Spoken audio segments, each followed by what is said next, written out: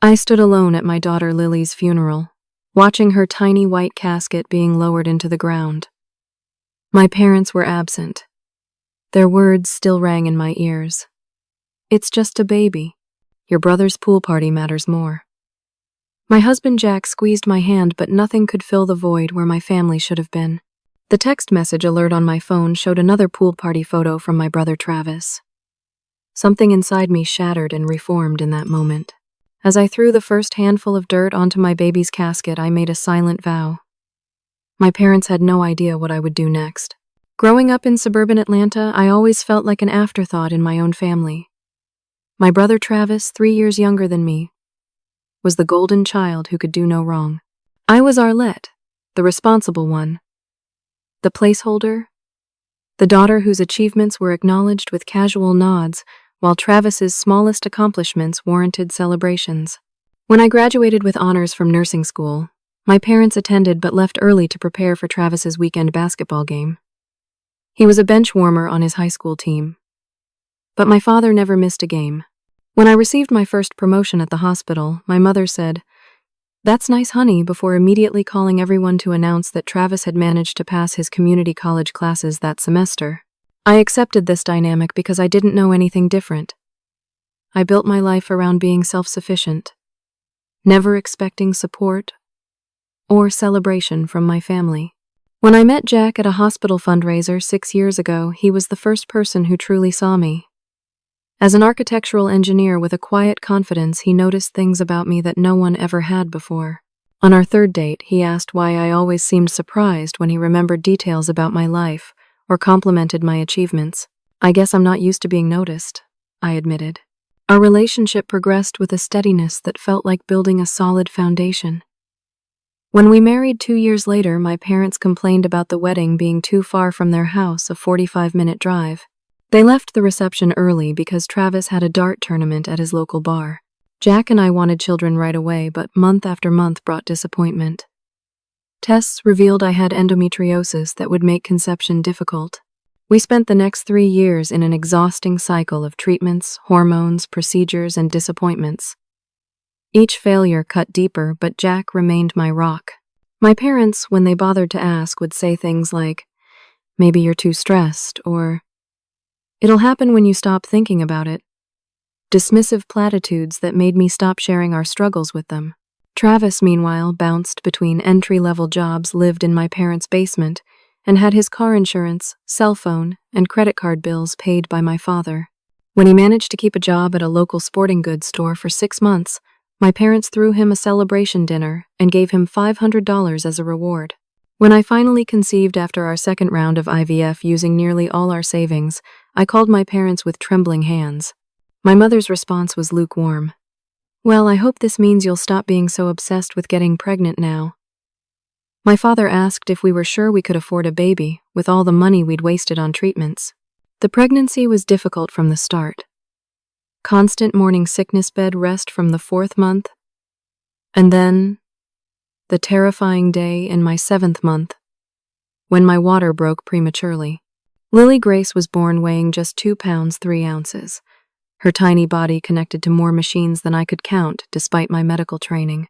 For 3 weeks, Jack and I lived at the hospital, sleeping in shifts in the uncomfortable NICU parent room. My parents visited once for 20 minutes. My mother complaining about the hospital smell and my father checking sports scores on his phone. They didn't touch Lily or speak to her. When I started crying after they left, the NICU nurse squeezed my shoulder and said, "Some people just don't know how to handle the NICU, honey." But it wasn't the NICU that was the problem. It was their complete disinterest in their granddaughter's life. Travis never visited at all, texting that hospitals freaked him out. During those 3 weeks, my parents canceled 3 more planned visits because Travis needed help with his resume, because there was a sale at their favorite furniture store, because they were tired from hosting Travis's friends for a barbecue. When Lily's condition began to deteriorate in her 3rd week, the doctors prepared us for the worst. Her immature lungs couldn't overcome an infection that had settled in. I called my parents in tears. "Mom, the doctors don't think Lily will make it through the night. Can you please come?" My mother sighed audibly. "Arlette, you're being dramatic again." She'll probably be fine, and we already have plans to help Travis shop for a new TV.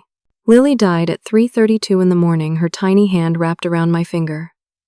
Jack and I held each other, shattered by a grief too enormous to comprehend.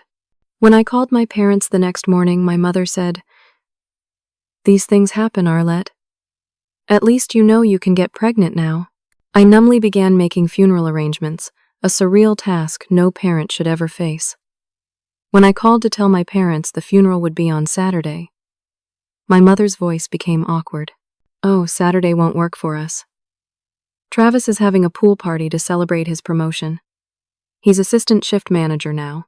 I couldn't process what I was hearing. "Mom, this is your granddaughter's funeral. Arlette, it's just a baby. You only knew her for 3 weeks. Your brother's celebration matters more right now. He's finally doing well, and we don't want to disappoint him." I couldn't speak. My father got on the phone. "Your mother's right, Arlette. Travis needs our support right now. You've always been strong. You can handle this. Travis is more fragile." I hung up without responding, collapsing into Jack's arms. The morning of the funeral dawned bright and clear, a beautiful day that seemed to mock our grief. Jack and I got dressed in numb silence. Just as we were leaving for the funeral home, my phone chimed with a text from my mother. It was a photo of her and my father in swimsuits beside Travis's apartment complex pool. The caption read, "Sorry you couldn't make it. Travis's big day." I stared at the phone in disbelief, showing it to Jack, whose face darkened with a rage I'd never seen before. He took the phone from my hands, turned it off, and slid it into his pocket. "Let's go say goodbye to our daughter," he said quietly. "Those people don't deserve to be part of today." The funeral service was small but beautiful. Jack's parents had flown in from Arizona. Grief etched into their faces as they embraced us. My best friend Lauren and her husband were there, along with a handful of nurses from the NICU who had cared for Lily. The funeral director had been kind, not charging us for the tiny white casket when he learned the circumstances. Lauren had organized flowers, a stuffed bear to place with Lily, and tiny ribbons for everyone to wear. She'd taken care of details I couldn't even think about. When she arrived at the funeral home, her eyes scanned the small gathering before pulling me aside. "Your parents?" she asked softly. I shook my head, unable to form the words. Lauren's face hardened, but she simply squeezed my hand and whispered, "I'm documenting everything today. Someday you'll want proof of who was here for you and who wasn't." The service was brief, the words washing over me without fully registering. I clutched the small teddy bear we'd brought to the NICU every day, the one that had rested beside Lily throughout her short life, before gently placing it in the casket with her. Jack read a poem that reduced everyone to tears. At the cemetery, the bright June sun beat down as we gathered around the impossibly small grave. Jack's father held an umbrella over me, the shade doing nothing to cool the burning emptiness inside. When it was time to place the first handful of dirt on the casket, my hands trembled so violently that Jack steadied them with his own. Lauren moved quietly around the edges of our small group, taking photos with a discreet camera. Later, she would tell me she wanted to document who had been there to support us. The absence of my parents and brother created a visible hole in the gathering. After the service, Jack's parents took everyone back to our house where they'd prepared food no one wanted to eat. I sat on the couch accepting condolences from people who struggled to find words for such an enormous loss. My phone remained off in Jack's pocket, a temporary shield from my family's indifference. That evening, after everyone had gone and Jack's parents had retreated to our guest room, I finally turned my phone back on. 6 new messages from my mother appeared, all photos from Travis's pool party. One showed my parents raising glasses in a toast. Another captured Travis pushing someone into the pool, everyone laughing. The final one, sent just an hour earlier, showed my clearly intoxicated brother with his arm around my father, the caption reading, "Family is everything, best day ever." I showed the messages to Jack without a word. His jaw tightened as he scrolled through them. "They're monsters, Arlette," he said quietly. "I've tried to be understanding of your family for years, but this crosses every line of human decency." I nodded, a strange numbness spreading through me. "I know." That night I couldn't bear to walk past the nursery we'd so lovingly prepared. The yellow walls, the crib with the mobile of stars and moons, the changing table stocked with diapers that would never be used, the rocking chair where I'd imagined soothing my daughter to sleep. Jack offered to close the door to deal with it later, but I couldn't make any decisions. Everything felt distant and unreal. The next morning I woke to find Jack had made coffee and was sitting at the kitchen table with his parents, all of them speaking in hushed tones that stopped when I entered. Jack's mother enveloped me in a hug that smelled of lavender and comfort. "We'll stay as long as you need us," she whispered. The day passed in a fog. Jack's parents cleaned, answered the door when neighbors brought food, and ran interference when well-meaning friends called. Around 4 in the afternoon, my phone rang with my mother's number. Jack looked at me questioningly, and I nodded for him to answer it. He put it on speaker. "Hello, Marion." "Oh, Jack. Is Arlette there?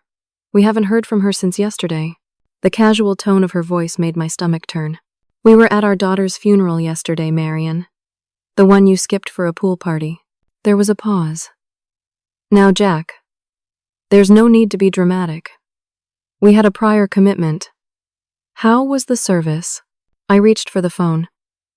"It was a funeral for your granddaughter, Mom." "How do you think it was?" "Well, I'm sure it was very nice. Listen, your father and I were thinking you two should come over for dinner next weekend. It's time you got back to normal. Travis will be there, and he's very excited about his new position." The disconnect between her words and our reality was so vast that I found myself laughing a strange hollow sound that frightened even me. "Get back to normal," I repeated. "My daughter died. I buried her yesterday while you were drinking margaritas at a pool party." "Arlette, you're being overly emotional. It's not healthy to dwell on these things. Life goes on." "Not for Lily," I said and hung up. Jack's parents exchanged a look I couldn't interpret. His father cleared his throat. "Arlette, there's something we need to tell you." We weren't sure when was the right time, but after that call, he reached into his bag and pulled out an official-looking envelope. "This arrived at our house a few weeks ago. It's from your maternal grandmother's estate lawyer.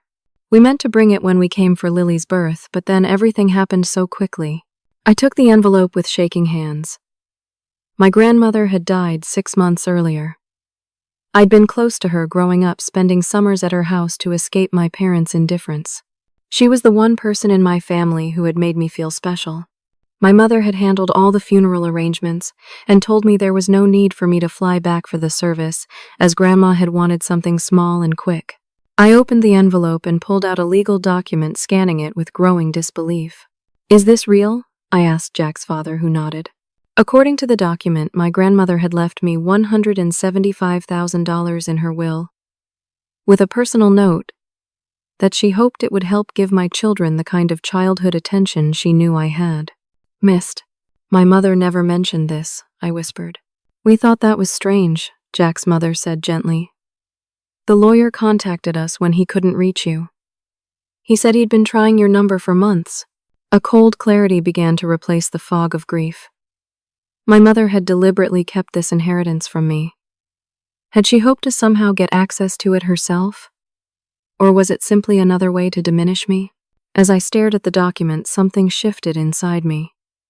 The tearful, accommodating daughter who had accepted decades of emotional neglect began to harden into something stronger. I carefully folded the paper and placed it back in the envelope. "I think I need to lie down," I said. But what I really needed was space to think about what this revelation meant and what I was going to do about it. 2 weeks after the funeral, I returned to an empty house.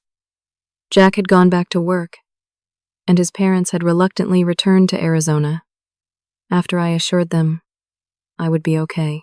I wandered from room to room, untethered and hollow, until I found myself standing in the doorway of the nursery again. I hadn't entered the room since before Lily died. Now I forced myself to step inside, to run my fingers over the crib rail to pick up the stuffed lamb from the rocking chair. The pain was physical, a crushing weight on my chest that made breathing difficult. But beneath the pain was something else, something hardening, like concrete around my broken heart. That afternoon I called a therapist whose card one of the NICU nurses had slipped me. Dr. Sarah Jenkins specialized in grief and family trauma. Her office was warm but not cloying, with comfortable chairs and abstract art on the walls. She let me talk sometimes for entire sessions without interrupting or offering platitudes. Your parents' behavior at the time of Lily's death was not just insensitive, it was cruel, she said during our third session. But from what you've told me, it follows a pattern established throughout your life. I nodded, describing more incidents from my childhood and adult years, seeing for the first time how consistently I had been pushed aside for Travis's needs and wants. Why didn't I see it before I asked her? Children normalize their experiences, she explained. When you grow up with emotional neglect, it becomes your baseline for what family relationships look like. It often takes a major crisis or breach to recognize the pattern. Jack attended some sessions with me, his anger at my parents still raw and protective. I should have said something years ago, he said during a joint session. I saw how they treated you, but I followed your lead when you brushed it off. We both did what we thought was right at the time.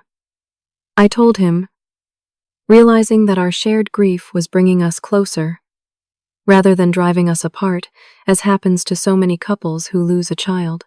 At home, we began having real conversations again, painful ones that sometimes left us both in tears, but necessary ones. One night, Jack asked the question I'd been avoiding. What do you want to do about your parents?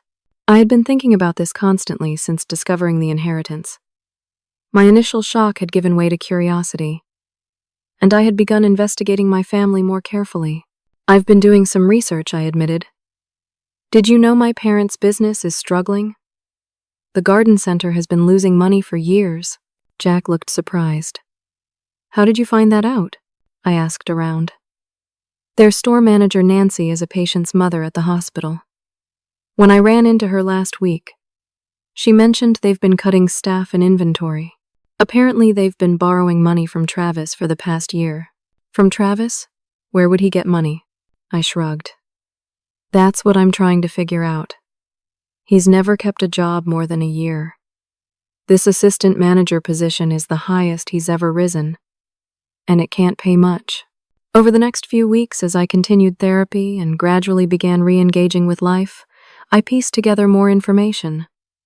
Travis had received a substantial insurance payout after a minor car accident 3 years earlier. He'd been making payments to my parents ever since, which explained their increased investment in his life and celebrations. But according to Nancy, those payments had become erratic recently. She'd overheard my father shouting at Travis on the phone about commitments and family obligations. My brother called me exactly 1 month after Lily's funeral, the first contact from my immediate family in weeks. Hey sis, what's up? His casual tone made my skin crawl. What do you want, Travis? Whoa, someone's in a mood. Mom and Dad said you've been ignoring them. They're pretty upset. I've been grieving my daughter, Travis. He sighed dramatically. Look, I get that you're sad and everything, but don't you think you're making way too big a deal about this? It's been a month already. Mom says you're still not coming to family dinners. I clutched the phone so tightly my knuckles whitened. My daughter died, Travis. Your niece. And none of you could be bothered to attend her funeral because you were having a pool party. That was bad timing, sure. But it was an important day for me. I'd been working toward that promotion for months. You've been at that job for 8 months, Travis. That's hardly a lifetime achievement. See, this is why Mom says you've always been jealous of me. You can't stand when good things happen to me. I laughed, a sound with no humor in it. Jealous? Of what exactly? Your assistant shift manager position at 30 years old? Your apartment that Dad pays half the rent for, your complete lack of adult responsibilities? There was a pause before Travis's voice turned cold. At least I didn't fail at the one thing women are supposed to be good at. The words hit like a physical blow.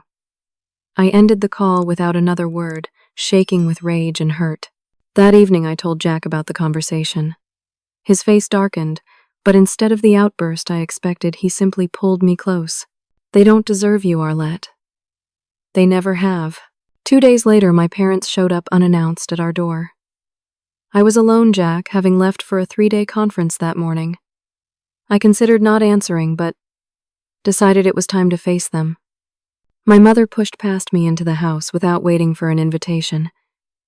My father followed his expression, a mixture of annoyance and forced concern. "Well, this place is certainly clean," my mother remarked, looking around critically. "I was worried we'd find you living in squalor the way you've been ignoring everyone." "What do you want, Mom?" "We want you to stop this ridiculous behavior," my father said. "Your mother made a beautiful pot roast last Sunday and your chair sat empty." Travis was very upset. "I doubt that." My mother perched on the edge of the sofa. "Arlette, we've been patient with your situation. But it's time to move on. Life goes on." "My daughter died," I said, for what felt like the 100th time. My mother waved dismissively. "And that's very sad. But dwelling on it won't bring her back. You can always have another baby." The casual cruelty of her words left me speechless. My father nodded in agreement. "Your mother's right. You're young, you can try again. No use crying over spilled milk."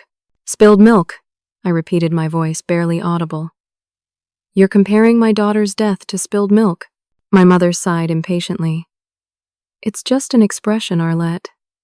You've always been so sensitive. Honestly, we're getting concerned about your mental health. Travis says you were very unstable when he called." "Travis said what?" "He's concerned you might be having some kind of breakdown," my father said. "And frankly, so are we. This isolation isn't healthy." "I'm in therapy," I told them. "My therapist disagrees with your assessment." My mother's eyes widened. "You're seeing a therapist, Arlette. What will people think?" "There's no need to air our family's private matters to strangers." "Our family's private matters," I repeated slowly. "Like how you skipped your granddaughter's funeral for a pool party. Like how you've been telling people I'm mentally unstable because I'm grieving my child. Like how you hid my inheritance from Grandma." The last one was a direct hit. Both my parents froze, exchanging a quick, guilty look. "I don't know what you're talking about," my mother said, but her voice lacked conviction. "The lawyer found me, Mom. I know about the money Grandma left me. The money you never mentioned. We were going to tell you," my father blustered. "When the time was right." "When would that be exactly?" "When you needed a loan for your failing business." Another direct hit. My mother's face flushed with anger. "You've been snooping into our private affairs. How dare you? You've been spreading lies about my mental health to the family," I countered. "My cousin Sarah called me yesterday worried because you told her I was having delusions about how you've treated me." My mother's chin lifted defiantly. "We're concerned, that's all. Your behavior since the baby died has been erratic." "Her name was Lily," I said quietly. "And I think you should leave now." "This isn't over, Arlette," my father warned as they moved toward the door. "Family sticks together. You can't just cut us off because you're having a difficult time." As I closed the door behind them, I leaned against it, my heart racing, but my mind surprisingly clear. They weren't just neglectful or self-absorbed. They were actively toxic, willing to undermine and gaslight me to maintain control. For the first time, I saw with perfect clarity that I needed to protect myself from my own family. 3 months after Lily's death, I made 2 significant decisions. First, I used $50,000 from my inheritance to establish the Lily Grace Foundation, a charity dedicated to supporting families with babies in the NICU. Second, I declined my mother's pointed invitation to Thanksgiving dinner, the first family holiday I would intentionally miss. "What do you mean you're not coming?" she demanded over the phone. "It's Thanksgiving. Family has to be together for Thanksgiving." "I have other plans," I said simply. "What could be more important than family?" "I'm volunteering at the hospital with NICU families through Lily's foundation." There was a pause. "You started a foundation with what money?" I let the question hang in the air for a moment. "Goodbye, Mom. Happy Thanksgiving." Jack and I spent the holiday at the hospital delivering care packages to NICU parents. Each contained gift cards for the cafeteria, gas stations, and nearby hotels, plus toiletries, snacks, a journal, and a small stuffed lamb like the one we'd given Lily. The gratitude in the parents' eyes filled some small part of the hole in my heart. That evening, my phone exploded with texts from Travis angry that I'd ruined Thanksgiving by not showing up. Apparently, my mother had spent the entire meal crying about her ungrateful daughter. Jack and I worked together on the foundation, finding purpose in helping other families facing the NICU journey. We used some of the inheritance to hire a part-time coordinator, a former NICU parent named Melissa, who understood the mission perfectly. The local paper ran a story about our work featuring a photo of Jack and me beside the foundation logo. A small lamb beneath a lily. My mother called the day after the article appeared. "Everyone at church is talking about your picture in the paper," she said, her tone accusatory. "Why didn't you tell us about this foundation? We look foolish not knowing what our own daughter is doing." "The same reason you didn't tell me about my inheritance, I suppose," I replied. It didn't seem relevant to our relationship. The line went quiet for a moment. "Arlette, this childish revenge needs to stop. Your father and I are worried about the business. We may need to make some changes, and we need to discuss it as a family." I had been investigating my parents' business more thoroughly. Garden Grove Nursery had been a successful local business when they purchased it 15 years earlier. But their management had gradually run it into the ground. They'd taken out loans, cut corners on inventory, and alienated longtime customers with declining quality. Nancy, the manager who had initially tipped me off, had recently been let go after questioning some of my parents' financial decisions.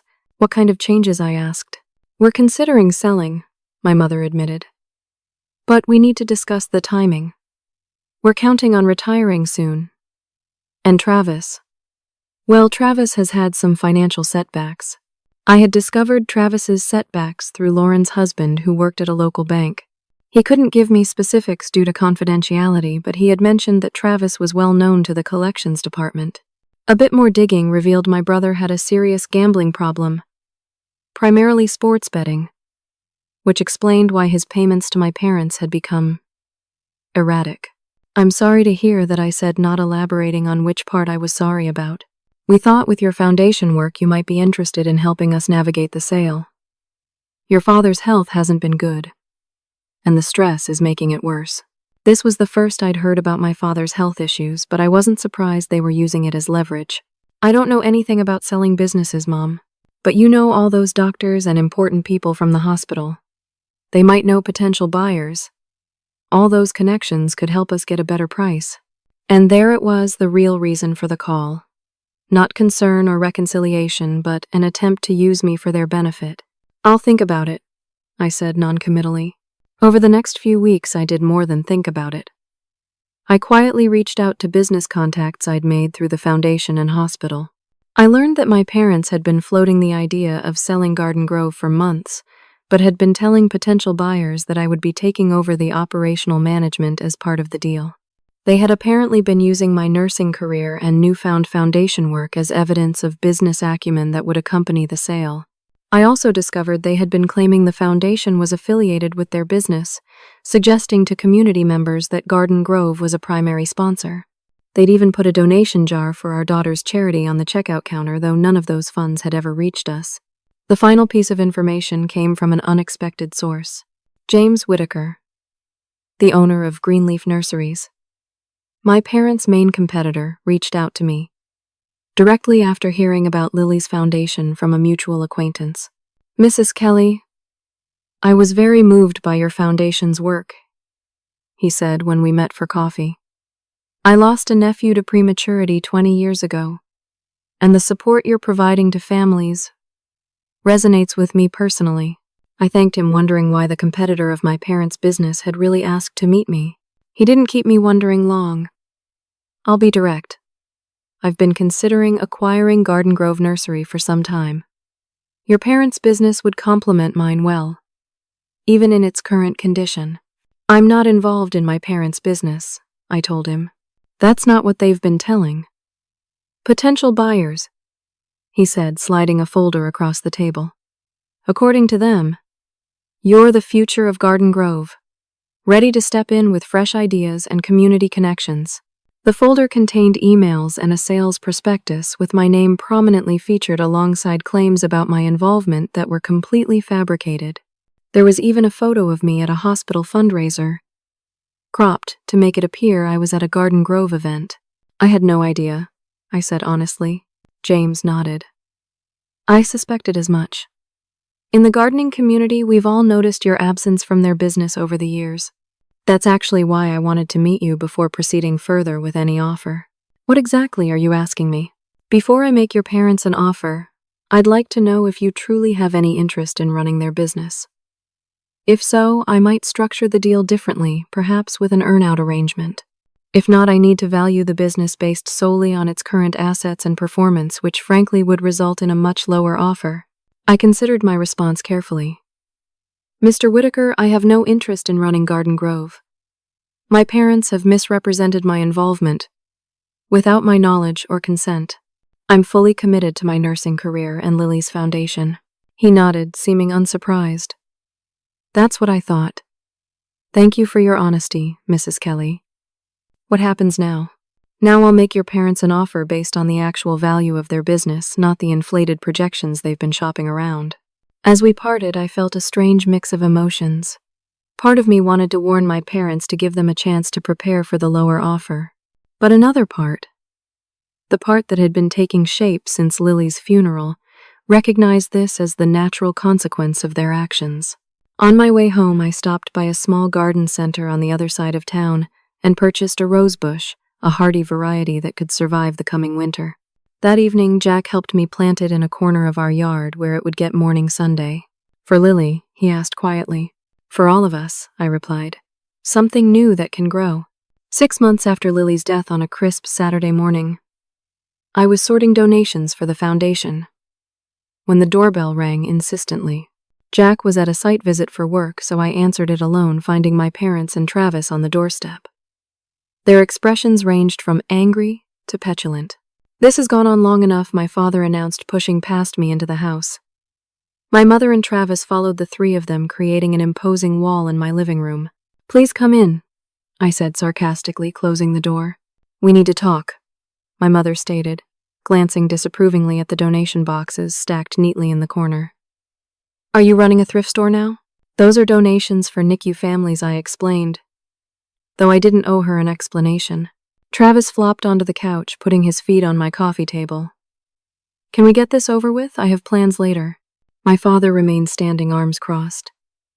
Arlette, this ridiculous punishment has to stop. You've made your point. Punishment, I repeated. Don't play dumb, my mother snapped. You've been punishing us for months because we missed one event. One event, I echoed, the words hollow in my mouth. You mean my daughter's funeral? Yes, fine, the funeral, my father said impatiently. We've apologized for that. No, you haven't. Not once. They exchanged glances, momentarily thrown off script. Well, we're sorry if our absence hurt your feelings, my mother offered, the non-apology hanging in the air between us. But that doesn't excuse you ignoring your family for half a year. Or undermining our business. So that's what this was about. I haven't done anything to your business.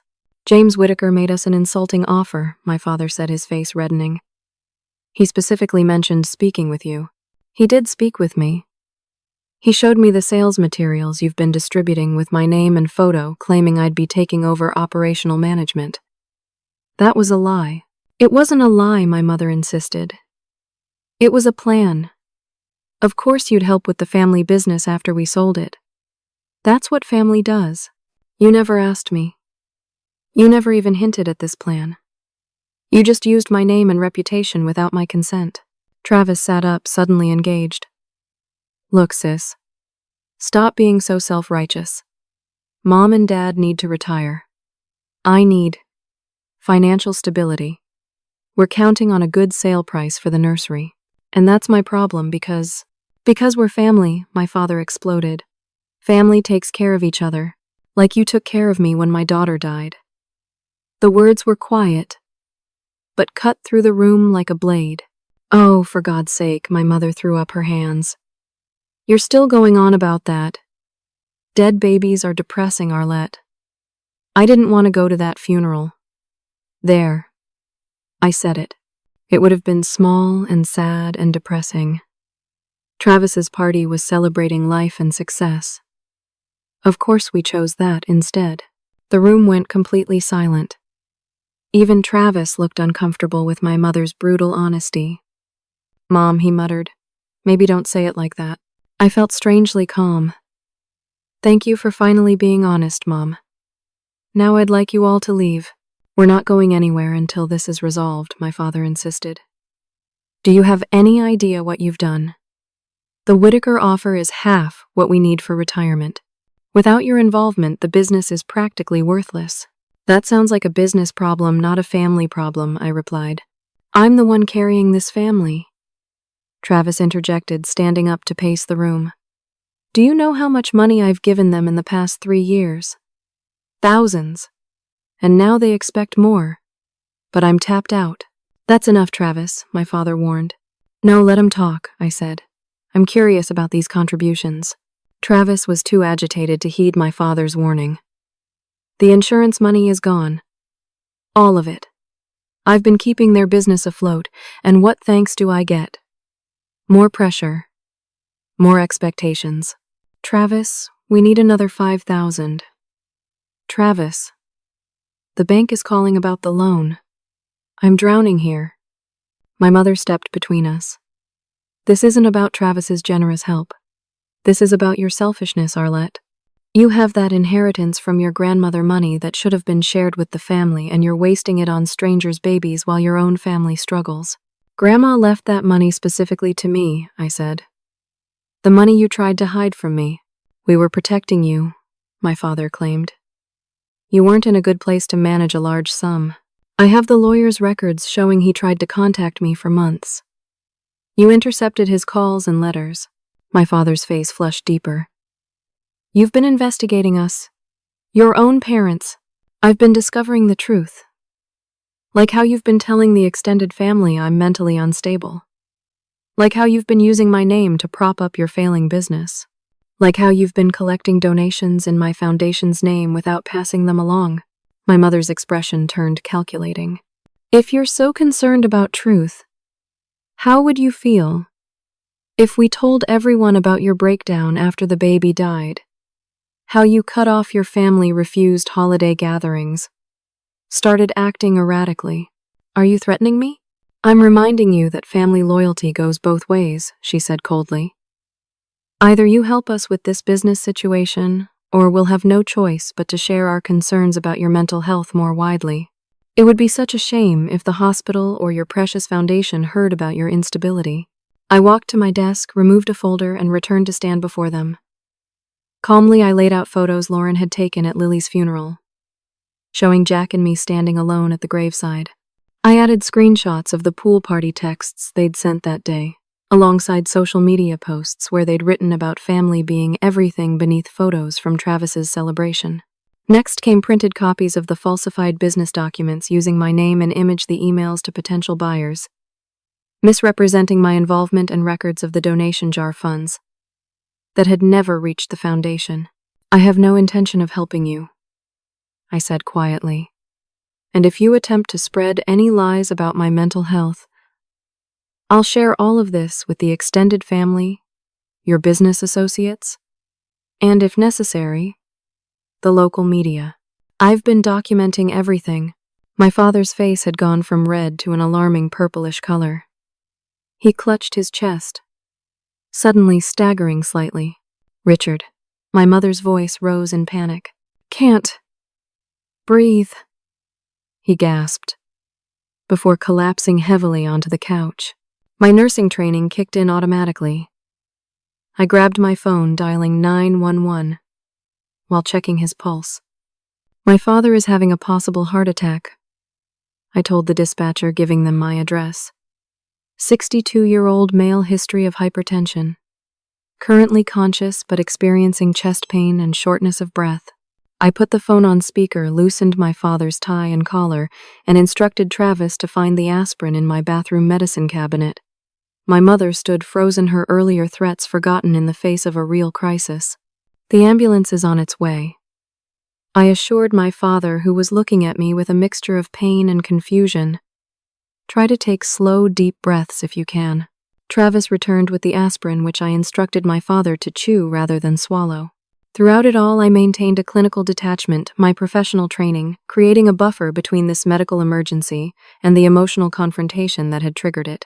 When the paramedics arrived minutes later, I briefed them efficiently on his symptoms and the circumstances. As they loaded him into the ambulance, I grabbed my purse. "I'll follow you to the hospital," I told my mother, who seemed incapable of making decisions in the crisis. "Travis can drive you in your car." As the ambulance pulled away, I locked the house and headed to my own car. Despite everything, I couldn't bring myself to let my father face a health crisis alone. But as I followed the ambulance, I recognized that my presence wasn't about forgiveness or reconciliation. It was simply about being the person I wanted to be, regardless of how they had treated me. The hospital waiting room was a familiar space to me, though usually I was on the other side of the doors caring for patients rather than waiting for news. My mother paced nervously while Travis slumped in a chair absorbed in his phone. Neither seemed to know what to say to me now that the immediate crisis had passed. "This is your fault," my mother finally blurted, stopping her pacing to confront me. "If you hadn't upset him with your accusations and threats, this never would have happened." I met her gaze steadily. "Dad has had uncontrolled hypertension for years, Mom.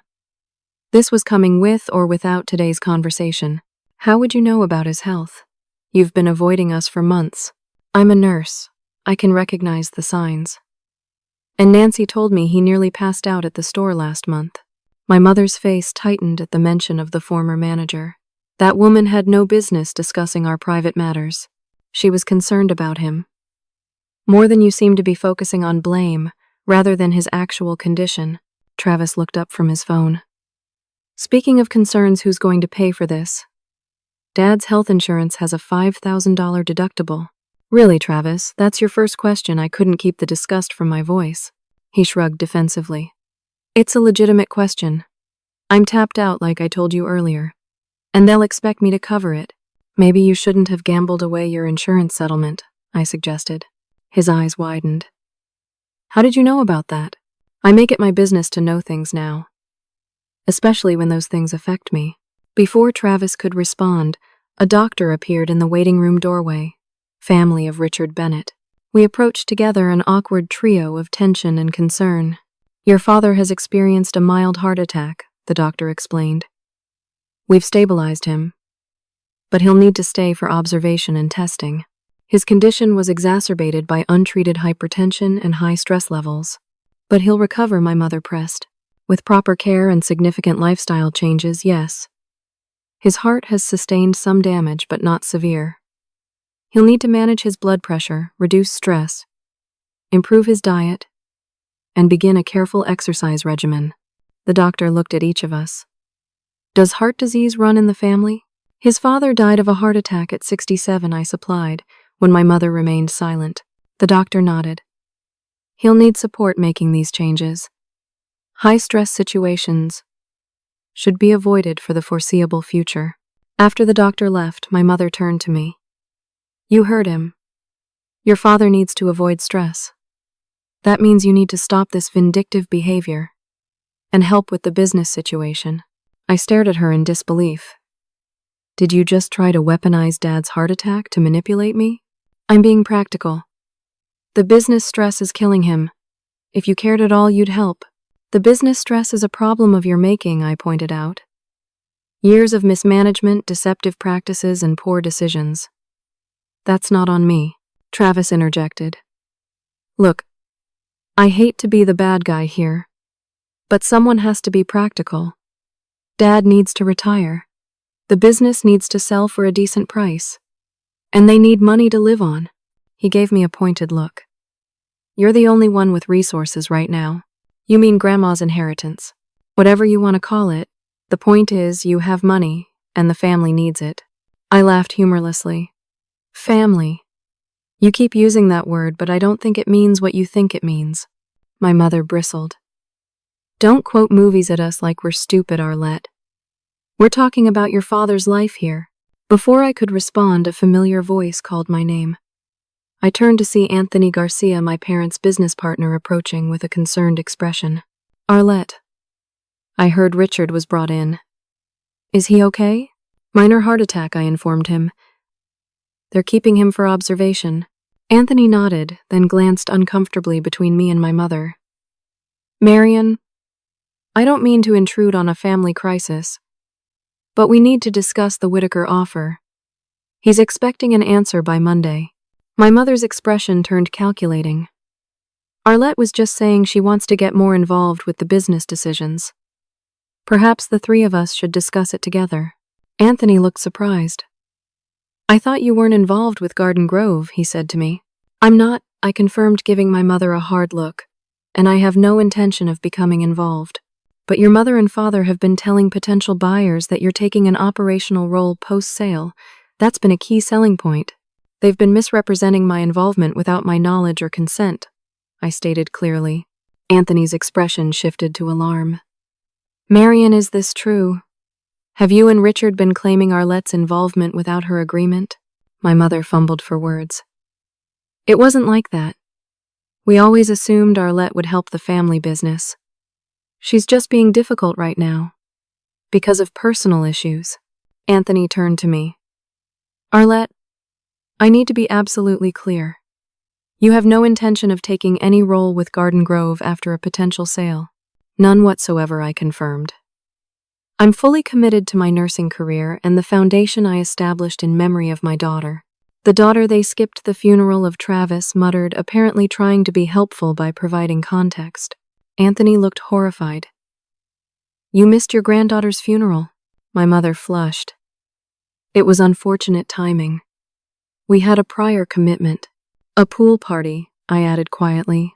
Anthony took a step back, processing this information. I need to make some calls. The implications for the sale are significant. He nodded awkwardly to all of us before hurrying away. Now, look what you've done, my mother hissed once he was out of earshot. Anthony will tell Whitaker and the offer will drop even further. That's not my problem, I said firmly. You created this situation by lying about my involvement. We were trying to secure our future, she snapped, at my expense, using my name and reputation without permission. Travis stood up, agitated. You're both missing the point. Mom and Dad are broke. The business is failing. I can't support them anymore. Someone has to step up. And it has to be you, sis. Why? Because you've spent your entire adult life being supported by them. And now that the well is dry, you think it's my turn to take over. Because they're our parents, Travis exploded. And unlike you, I don't have a convenient inheritance to fall back on. A nurse appeared in the doorway, frowning at the raised voices. Family disagreements need to be taken outside, please. This is a healing environment. I nodded apologetically. I was just leaving. Tell Dad I'll check on him tomorrow. You're leaving now. My mother's voice was incredulous. Your father is in the hospital. He's stable and resting. I'll be back in the morning. As I turned to go, Travis caught my arm. Wait. There's something you should know. Travis, don't, my mother warned, but he ignored her. Mom's been taking money from the business for years. That's why it's failing. My mother's face drained of color. How dare you? I've only taken what I deserved for all my work. You took over $300,000 that wasn't accounted for. Travis continued. Dad didn't even know until last year when the business couldn't get a loan because of the missing funds. I looked between them, pieces falling into place. Is that why you needed Travis's insurance money? To cover the shortfall? I was entitled to that money, my mother insisted. Richard would have run that business into the ground years ago without my help. By help, you mean embezzlement, I clarified. Don't be dramatic. I'm a co-owner. I was just reallocating funds. The truth of my family's dysfunction was finally laid completely bare. My mother had been stealing from the business. My father had covered it up. They had tried to use Travis's insurance money to fill the hole. And when that ran out, they had planned to use my grandmother's inheritance, then my professional reputation, to save themselves from the consequences of their actions. As I walked out of the hospital, I felt a strange sense of lightness. For years, I had been carrying the weight of trying to earn their love and approval. Now I understood that nothing I did would ever be enough because their love was conditional on what I could provide for them, not who I was as a person. The decision I had been struggling with for months suddenly became crystal clear. I couldn't save them from themselves, and I wouldn't try. My responsibility was to my own healing, to Jack, to Lily's memory, and to the families we were helping through the foundation. I drove home through the gathering dusk, watching the sunset paint the sky in shades of orange and pink. For the first time since Lily's death, I felt like I could see a future that wasn't defined by either grief or family obligation, but by the choices I would make for myself going forward. 1 year after Lily's death, I stood beside her, grave placing a small arrangement of lilies and baby's breath against the headstone. Jack stood beside me, his arm around my shoulders, a steady presence as always. But unlike the day of her funeral, we weren't alone. Lauren was there with her husband, along with several nurses from the NICU who had cared for Lily and families we'd helped through the foundation. A small community of support had formed around us, not replacing what we had lost, but creating something new from our grief. The past 6 months had brought significant changes. After my father's heart attack, I had maintained firm boundaries while still checking on his recovery. I visited him in the hospital as promised, making it clear that my concern for his health did not erase the past or change my position on the business situation. True to my word, I had not contributed financially to solving my parents' problems. The Garden Grove nursery eventually sold to James Whitaker for a fraction of what my parents had hoped, barely covering their outstanding debts. They were forced to downsize, selling their house, and moving into a small condo. Their retirement dreams significantly diminished. The truth about their financial mismanagement and my mother's embezzlement spread through their social circle, damaging relationships they had cultivated for years. My mother blamed me for their fall from grace, though I had never publicly disclosed what Travis had revealed. The truth had a way of emerging on its own. Travis hit rock bottom shortly after the business sold. With no more family funds to support him and mounting gambling debts, he faced a collection lawsuit that finally forced him to confront his addiction. To my surprise, he reached out to me, not for money but for help finding treatment. I connected him with resources through the hospital, making it clear that while I would support his recovery efforts, I would not finance them. My relationship with the extended family had undergone its own transformation. After years of my parents controlling the narrative about me, several relatives reached out directly, curious about the conflicting stories they'd heard. My Aunt Susan, my mother's sister, invited Jack and me to dinner, where she admitted she'd always felt uncomfortable with how my parents favored Travis. "Your grandmother saw it too," she told me. "That's why she left her money specifically to you. She wanted you to know you mattered." These connections helped heal some of the isolation I'd felt growing up, showing me that family could be supportive and loving, just not the family I was born into. The Lily Grace Foundation had flourished, expanding to provide not just practical support to NICU families, but also bereavement services for those who, like us, left the hospital with empty arms. We had partnered with 3 regional hospitals and raised enough funds to hire 2 full-time staff members. What had begun as a way to honor Lily's memory had grown into something that was changing lives. I received a letter from my mother in late spring, the closest thing to an apology she seemed capable of offering. "I never understood why you needed so much attention and validation," she wrote. "I still don't understand why you couldn't help us when we needed it. But I recognize that I hurt you by missing the funeral. That wasn't right, and I'm sorry for that specific action. It wasn't the full acknowledgement I might have once craved, but I accepted it for what it was. A small step from someone incapable of taking a larger one." I responded with a brief note thanking her for the apology, but maintaining the boundaries I had established. My father made his own attempt at reconciliation, calling one afternoon to ask if he could stop by the house. When he arrived, he seemed smaller, somehow less imposing than the man who had dominated my childhood. "I don't expect forgiveness," he said, sitting uncomfortably on the edge of our sofa. "But I wanted you to know that I've been thinking about things differently since the heart attack. The doctor says stress and anger are killing me, and I've been carrying a lot of both. I'm glad you're working on your health," I told him. "I was wrong about the funeral," he admitted. "I knew it at the time, but I was too proud to stand up to your mother, and then too proud to admit I'd made a mistake." He looked down at his hands. "I've made a lot of mistakes, Arlette." "Yes, you have." He nodded, accepting this. I don't expect us to be close again. But I'd like to know my grandchildren if you and Jack decide to have more children someday. It was the first time he had acknowledged Lily as his grandchild, even indirectly. If that happens, we'll see, I said. Unwilling to make promises I wasn't sure I could keep. That conversation marked a turning point. Not toward reconciliation exactly, but toward a new kind of relationship, defined by cautious distance rather than toxic engagement. The most profound change, however, came 3 months before Lily's anniversary. Jack and I had been discussing adoption, exploring the possibility of opening our hearts to a child who needed a home. Through a series of connections at the foundation, we learned about a baby girl whose mother, a teenager with no family support, was looking for an adoptive family. The first time we met 6-week-old Hannah, I felt a mixture of joy and fear. Would loving her somehow diminish what I felt for Lily? Would my grief affect my ability to be present for this child?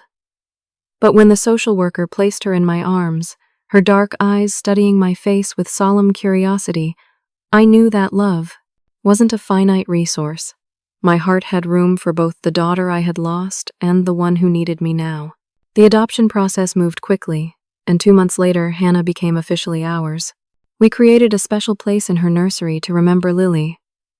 A small shelf with her photo and stuffed lamb. A big sister watching over the little one, who would never meet her, but would grow up knowing about her. As we stood by Lily's grave on the anniversary of her death, Hannah slept peacefully in Jack's arms, unaware of the significance of the day, but very much a part of our healing. After a quiet moment of remembrance, our small gathering moved to our home for a celebration of life and new beginnings. Lauren cornered me in the kitchen as I prepared coffee for everyone. You know what today is besides Lily's anniversary? I shook my head. It's exactly 6 months since you last spoke to your mother, she reminded me. Are you okay with that? I considered the question seriously. I am. I spent my whole life trying to earn their love and approval, making excuses for their behavior, accepting the crumbs of attention they offered. Lily's death and their response to it was painful. But it was also clarifying. It showed me exactly where I stood with them. And where was that? Lauren asked gently. Nowhere that mattered, I said. But it also showed me where I stand with everyone else in my life. With Jack, with you, with all the people who showed up when I needed them most. I glanced into the living room where our friends were admiring Hannah Jack beaming with pride. I'm not saying I'll never speak to my parents again, but I'm no longer defining family by blood or obligation. I'm choosing the people who choose me back every day. Lauren hugged me tightly. I'm proud of you, Arlette. You've come through hell and built something beautiful from the ashes. That evening, after everyone had gone and Hannah was asleep in her crib, Jack and I sat on the back porch, watching the stars appear one by one. The rosebush I had planted months earlier had flourished, producing deep red blooms that seemed to glow in the gathering darkness. Do you regret it? Jack asked softly. Setting those boundaries with your parents. I considered his question carefully. I regret that they couldn't be the parents I needed. I regret that Lily never had loving grandparents. But I don't regret protecting myself from their toxicity. I leaned my head against his shoulder. They spent my entire life teaching me that I didn't matter. It took losing Lily to make me realize that I do, and that I get to decide who has access to my life and on what terms. You amaze me, he said simply. As we sat together under the stars, I felt Lily's presence not as a wound but as a gift. The catalyst that had forced me to recognize my worth and rebuild my life on a foundation of truth and self-respect. The parents who skipped my baby's funeral for a pool party had indeed come to regret it, not because I had sought revenge, but because their actions had finally freed me from the cycle of seeking their approval. In choosing myself, I had found the strength to create the family I deserved, one built on love, respect, and genuine care. And in that, I had found a peace I never thought possible. Have you ever had to make the difficult decision to create distance from toxic family members? I'd love to hear your thoughts in the comments below. Remember that setting boundaries isn't selfish. It's necessary for your own well-being. If my story resonated with you, please like this video and subscribe to the channel for more stories about overcoming family trauma and building a life filled with authentic connections. Thank you for listening to my journey, and I hope it helps you find the courage to honor your own worth, whatever challenges you may be facing.